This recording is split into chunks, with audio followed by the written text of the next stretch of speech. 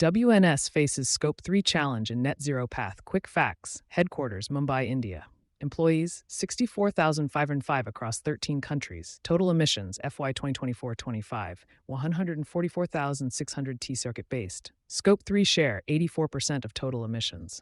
Top Scope 3 sources: commuting, home working, 64,706 T; business travel, 20,975 T; purchased goods, 20,757 T.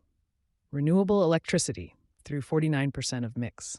Climate targets, 42%. Scopes 1 to 2 cut, 25%. Scope 3 intensity reduction by FY 2030. Net zero by 2050.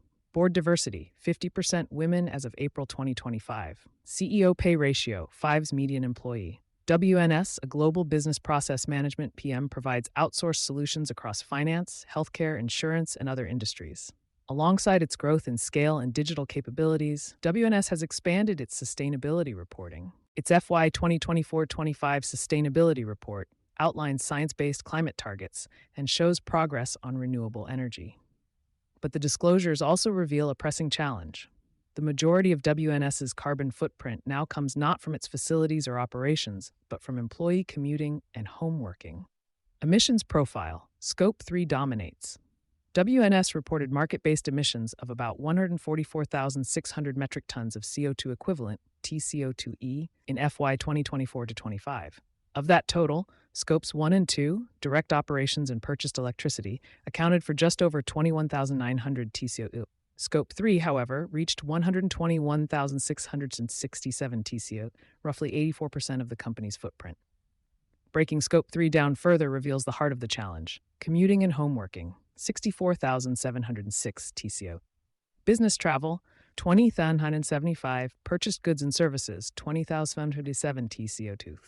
Together, these categories overshadow emissions from WNS's data centers, offices, and fleets. In fact, commuting and home working alone generated more carbon than all of Scope 1 and Scope 2 combined. Targets validated by SBTi. WNS has set near and long-term climate targets validated by the Science-Based Targets Initiative, SBTi.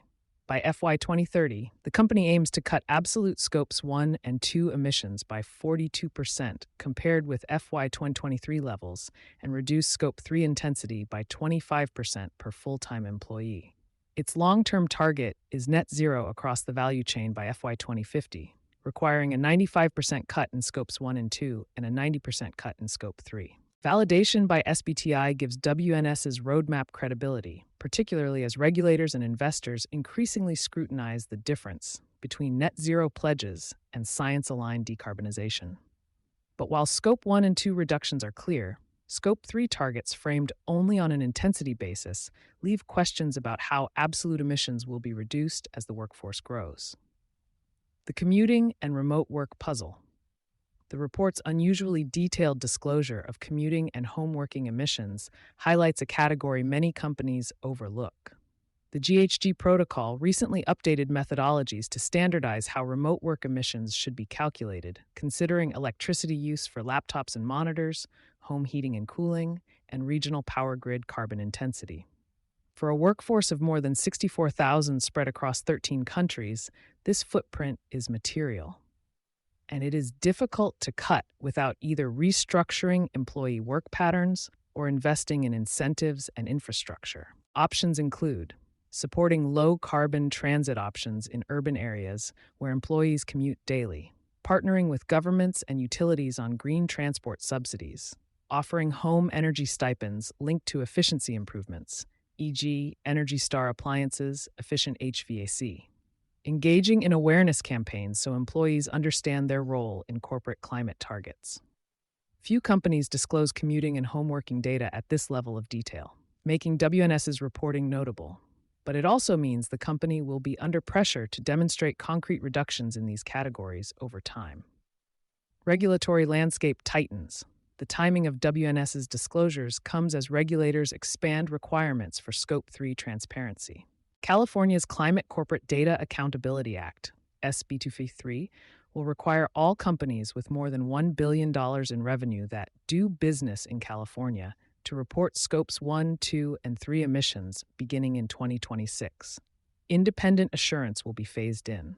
The EU's Corporate Sustainability Reporting Directive, CSRD, requires companies to disclose detailed climate data, including Scope 3 emissions, with limited assurance starting in 2026. The latest omnibus revisions remove the earlier plan to expand this to reasonable assurance, leaving limited assurance as the standing requirement. ISSB's IFRS S2 standard, along with IFRS S1, took effect for reporting periods beginning on or after January 1, 2024, establishing a global baseline for climate-related financial disclosure that fully incorporates the recommendations of the Task Force on Climate-Related Financial Disclosures, TCFD.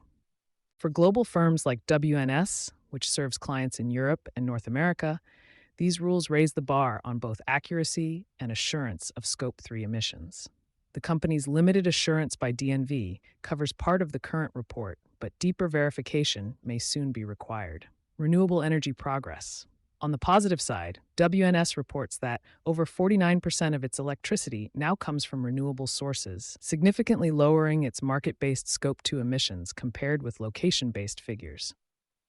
This shift reflects both procurement of renewable energy certificates, RECs, and investments in green data centers and optimized cloud infrastructure. These actions are consistent sector-wide moves toward decarbonized IT and facilities, and they position WNS well on operational emissions. The company will likely need to expand renewable sourcing through power purchase agreements, PPAs, to sustain and scale progress. Governance and workforce commitments. The sustainability report highlights broader ESG actions, including governance, diversity, and workforce investments. Women represented 50% of WNS's board of directors as of April 2025, up from 44% the prior year. The company delivered more than 5 million hours of employee learning in FY 2024-25. Safety data included 12 recordable workplace injuries. Executive pay disclosure included a CEO to median employee ratio of 374.5 techs. These disclosures align with growing stakeholder expectations for transparency not only on environmental issues, but also on social and governance performance. What is on the horizon? WNS's sustainability report makes clear that the company is serious about its commitments.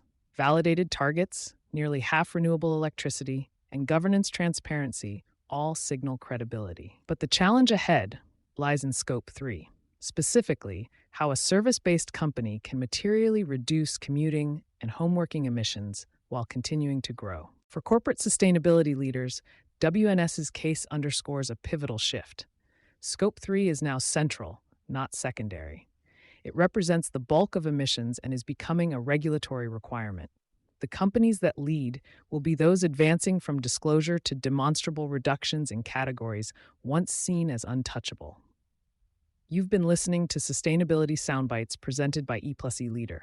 For partnership opportunities, reach out to a member of our team.